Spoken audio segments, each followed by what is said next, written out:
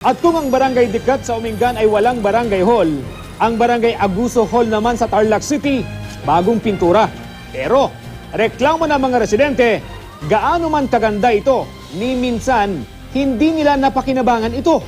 Palagi po kasi nasara yun. Kapag po may nagrereklamo, pupunta po sila doon sa barangay hall pero wala po silang madadatnan na yung pong official ng barangay. 5 taon na raw itong sarado dahil hindi pinabubuksan ni Barangay Chairman Ronald Albert Rivera. Kaya ang mga residente dumidiretso sa bahay ni Kapitan na nagsisilbi ring opisina niya.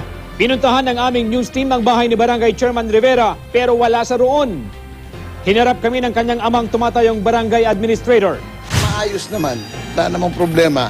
Ginagawang meeting place ng mga senior citizen, kailangan, ginagamit naman lahat. May duty ron, may duty rito, may duty. Kasi this area is very strategic, nasa gitna kami, no? Nasa gitna ng highway, yung aming ginagamit na, that is also a outpost for the barangay, ano? Giit pa nila, natutugunan naman daw nila ang reklamo ng kanilang mga kabarangay kahit nagsisilbi si Kap sa sarili niyang bahay.